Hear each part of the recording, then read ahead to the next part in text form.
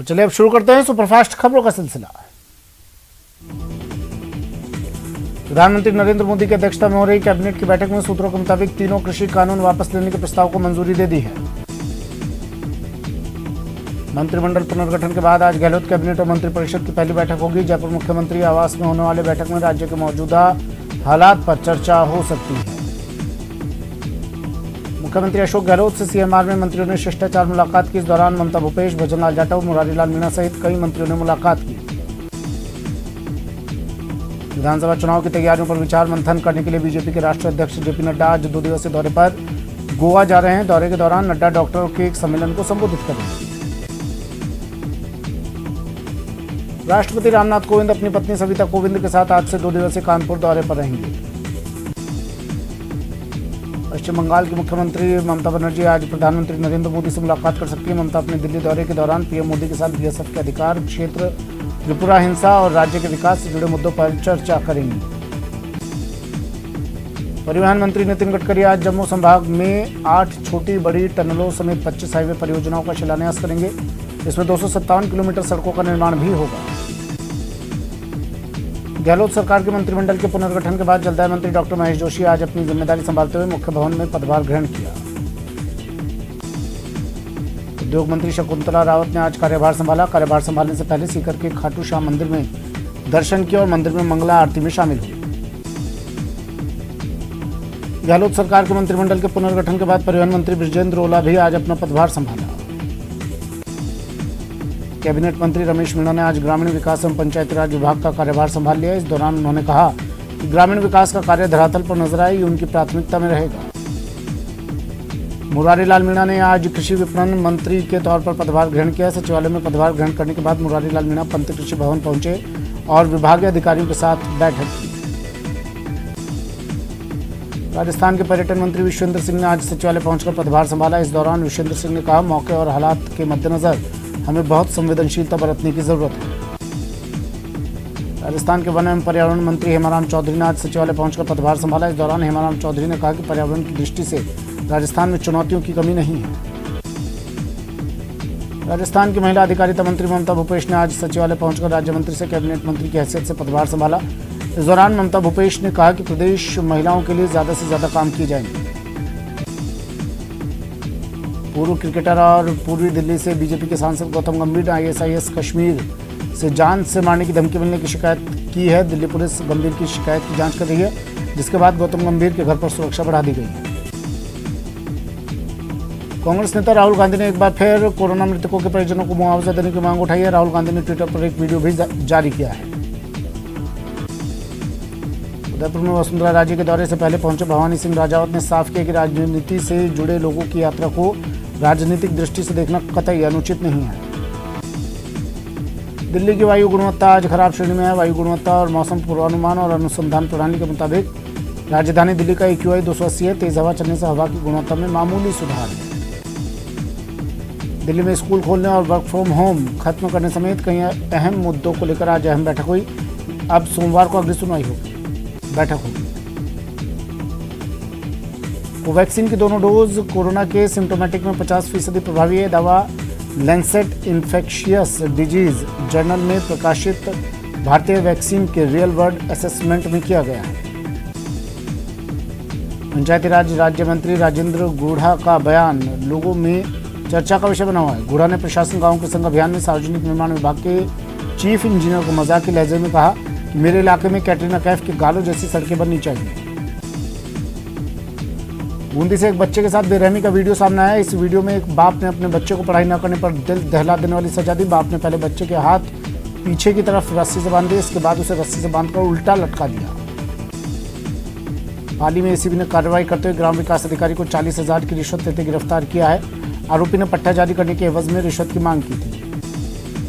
भरतपुर में पुलिस ने कार्रवाई करते हुए एटीएम लूट की वारदात को अंजाम देने वाले एक आरोपी को गिरफ्तार किया। आरोपी गुजरात के भरूच में एटीएम से 4 लाख रुपए से अधिक लूट की वारदात को अंजाम देकर फरार चल रहा था।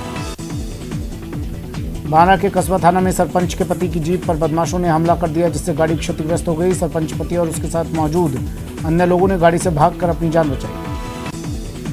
कोटा के दादाबाड़ी इलाके में दुकान को बंद करने का हवाला देकर सामान देने से मना करने पर एक बुजुर्ग दुकानदार पर दो बदमाशों ने पत्थर से हमला कर दिया। हमले के दौरान दुकानदार के शरीर पर कई चोटें भी लगी। कोटा में चाकूबाजी की वारदातें थमने का नाम नहीं ले रही हैं। देर रात चाकूबाजी की दो अलग अलग घटनाओं में 3 युवक घायल हो गए। तीनों को MBS अस्पताल में भर्ती करवाया गया है। चलिए फिर से शुरू करते हैं सुपरफास्ट खबरों का सिलसिला। पाली में एक तरफा प्यार में सिरफिरे ने स्कूल में घुसकर 11वीं की छात्रा का गला ब्लेड से काट दिया। छात्रा को गंभीर हालत में पाली में भर्ती करवाया गया। आरोपी भी उसी स्कूल में 12वीं का छात्र है।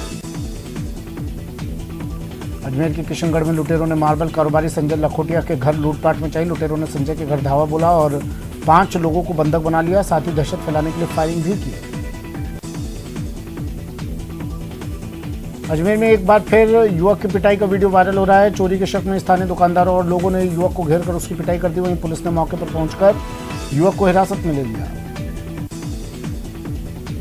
राजसमंद जिले के रेलमगरा कस्बे में बेखौफ होकर 6 घरों के ताले तोड़कर लाखों रुपए के जेवरात और नकदी पर हाथ साफ कर दिया, जिससे पूरे इलाके में हड़कंप मच गया।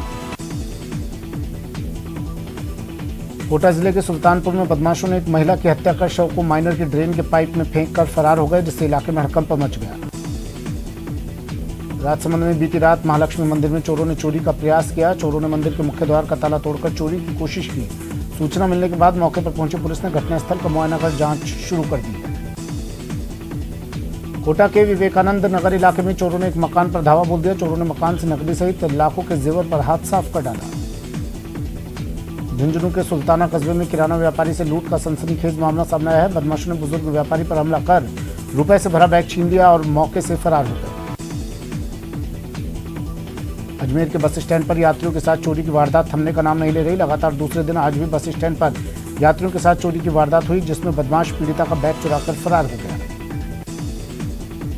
कोटा के बालाकुंडी इलाके में एक युवक ने फांसी के फंदे से लटककर खुदकुशी कर ली, जिससे इलाके में हड़कंप मच गया। कोटपुतली के प्रागपुरा थाना इलाके में विवाहिता की संदिग्ध परिस्थितियों में मौत हो गई, जिसके बाद पीहर पक्ष के लोगों ने ससुराल पक्ष पर दहेज हत्या का आरोप लगाया है। अजमेर के रामगंज थाना इलाके में लाखों रुपए की धोखाधड़ी और अश्लील वीडियो क्लिप बनाकर ब्लैकमेलिंग का मामला सामने आया है। पीड़िता ने 5 लोगों के खिलाफ केस दर्ज करवाया है। अजमेर के क्लॉक टावर थाना क्षेत्र में शादी के नाम पर 2 भाइयों के साथ धोखाधड़ी का मामला सामने आया। अदालत में दायर परिवाद के आधार पर पुलिस ने मुकदमा दर्ज कर जांच शुरू कर दी है। डूंगरपुर जिले में पुलिस ने कार्रवाई करते हुए अवैध शराब से भरे एक ट्रोले को जब्त किया। साथ ही ट्रोला चालक सहित 2 लोगों को गिरफ्तार किया। झुंझुनू जिले की किसान कॉलोनी में 2 पक्षों में जमकर विवाद हो गया, जहां कई महिलाएं आपस में झगड़ती नजर आई। सोशल मीडिया पर इसका वीडियो वायरल हो रहा है।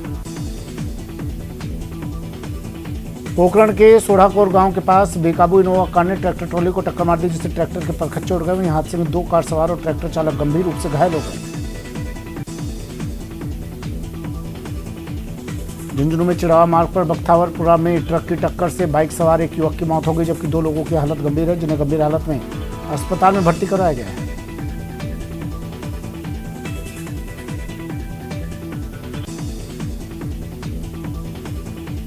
जिले के भूड़नपुरा गांव में एक महिला की कुएं में गिरकर मौत हो गई। मौके पर पहुंची पुलिस ने ग्रामीणों की मदद से महिला को कुएं से बाहर निकाला। कोटा के नयापुरा इलाके में एक पेट्रोल पंप के पास पेट्रोल भरवाने आए एक युवक को बाइक ने टक्कर मार दिया। हादसे में युवक गंभीर रूप से घायल हो गया। भरतपुर जिले के बयाना कस्बे में झगड़ते सांडों की चपेट में आकर बाजार में खरीदारी करने आई चाची भतीजी घायल हो गई, जिन्हें इलाज के लिए अस्पताल में भर्ती करवाया गया। कोटा के कुन्हाड़ी थाना क्षेत्र में देर रात एक पीजी हॉस्टल में अचानक आग लग गई। 7 मंजिला हॉस्टल के ग्राउंड फ्लोर के बिजली केबलों में आग लगने से हड़कंप मच गया। कोटपुतली के शाहपुरा में बढ़ती चोरी की घटनाओं को लेकर कस्बे के लोगों में आक्रोश है, जिसके चलते कस्बे के व्यापारियों ने थाने पहुंचकर चोरी की घटनाओं पर रोक लगाने और मामलों का खुलासा करने की मांग की। सवाईमाधोपुर जिले के बैडमिंटन कोर्ट में खिलाड़ी सुविधाओं के अभाव में लगातार चोटिल हो रहे हैं और अपने दम पर ही पैसा जुटाकर व्यवस्थाएं करने को मजबूर हैं। श्रीगंगानगर में कोरोना काल के बाद फिर से शुरू हुई शिक्षण व्यवस्था अब धीरे धीरे पूरी तरह पटरी पर लौटने लगी है। शिक्षा विभाग ने 13 से 24 दिसंबर तक कक्षा 6 से 12वीं तक के विद्यार्थियों की अर्धवार्षिक परीक्षा करवाने का फैसला किया है। कक्षा 6 से कक्षा 8वीं तक की अर्धवार्षिक परीक्षा स्कूल स्तर पर आयोजित होंगी, तो वहीं कक्षा 9वीं से 12वीं तक की अर्धवार्षिक परीक्षा जिला सामान्य परीक्षा योजना के तहत करवाई जाएगी। डूंगरपुर जिले के डूंगरपुर और सागवाड़ा शहर में बारिश के बाद टूटी सड़कों को मरम्मत करने का काम जल्दी शुरू होगा, जिसके लिए मुख्यमंत्री के बजट घोषणा 2021-22 के तहत दोनों निकायों के लिए करीब 9 करोड़ रुपए का बजट स्वीकृत हुआ। पोखरण नगर पालिका में अधिशासी अधिकारी के पद पर पंचायत समिति सांकड़ा के विकास अधिकारी गौतम चौधरी ने बुधवार को कार्यभार ग्रहण किया। दौसा में आज निजी बस चालकों की हड़ताल के चलते बसों के पहिए थम गए और दर्जनों बसें कलेक्ट्रेट के बाहर खड़ी रही। बस चालकों का कहना है कि परमिट होने के बावजूद प्रशासन उन्हें बसों का संचालन नहीं करने दे रहा। बारां में झालावाड़ जिले के बीच परवन नदी पर मकानों के मुआवजे निर्धारण में न्यूज 18 राजस्थान की खबर का असर हुआ है। झालावाड़ जिले में पंचायत समिति सदस्य के प्रतिनिधि से की गई अभद्रता के मामले को लेकर आज पंचायत समिति कार्यालय पर जमकर प्रदर्शन किया गया। राज्यसभा सांसद डॉक्टर किरोड़ी लाल मीणा का आज जयपुर कूच का कार्यक्रम है। इस दौरान किरोड़ी लाल मीणा ने हाथ में मवेशी लेकर सड़क पर चलते दिखाई दिए। बीकानेर के नोखा क्षेत्र के सपूत सूबेदार तुलछा राम सिहाग की पार्थिव देह नोखा पहुंची, जहां शहीद को अंतिम विदाई देने के लिए हजारों की संख्या में लोग पहुंचे।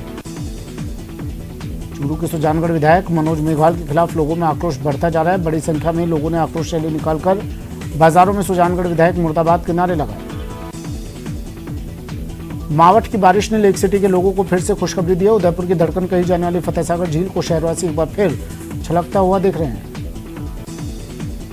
सवाई माधोपुर जिले के मोरेल बांध की नहर को आज किसानों के खेतों में सिंचाई के लिए खोल दिया गया है। इस मौके पर किसान नेता और सिंचाई विभाग के अधिकारी भी मौजूद रहे। ट्रेन से सफर करने वाले यात्रियों के लिए राहत भरी खबर है, क्योंकि अब यात्रियों के लिए फिर से भोजन की व्यवस्था रहेगी। अब रेलवे ट्रेनों में पका हुआ भोजन परोसना फिर से शुरू करेगा। टोंक जिले में प्रशासन गांव के संघ शिविर के आयोजन में 22 विभागों से जुड़े मामलों का निपटारा किया गया। वर्षों पुराने काम होने से आम लोगों के चेहरों पर खुशी देखने को मिली। कोटा में बिजली लाइनों के रखरखाव के कार्यों के चलते शहर के 20 से ज्यादा इलाकों में 3 से 5 घंटे बिजली सप्लाई बंद रहेगी। सवाई माधोपुर जिला मुख्यालय पर स्थित खेल स्टेडियम को विकसित करने के लिए लाखों रुपए का बजट जारी किया गया। बावजूद इसके खेल स्टेडियम पर चारों ओर कटीली झाड़ियों का अंबार है। जालौर जिले की रामसीन पुलिस ने एक बेहतरीन कार्य करते हुए अपने फर्ज के साथ साथ 11 साल से बिछड़े हुए बेटे को 75 साल के बुजुर्ग दंपत्ति से मिला दिया है। डूंगरपुर जिले में कौमी एकता के प्रतीक हजरत मस्तान बाबा का 28वां उर्स आगामी 28 से 30 नवंबर तक मनाया जाएगा। उर्स से पहले जिला अस्पताल में ब्लड बैंक में रक्तदान शिविर का आयोजन किया गया। पूर्व मुख्यमंत्री हीरालाल शास्त्री की आज जयंती है। इस अवसर पर प्रदेश कांग्रेस कार्यालय में पुष्पांजलि कार्यक्रम का आयोजन हुआ। चूरू के सुजानगढ़ में स्वेटर वितरण कार्यक्रम का आयोजन किया गया, जहां जरूरतमंद बच्चों को स्वेटर वितरित किए गए। वक्त एक ब्रेक का, जल्द हाजिर होंगे।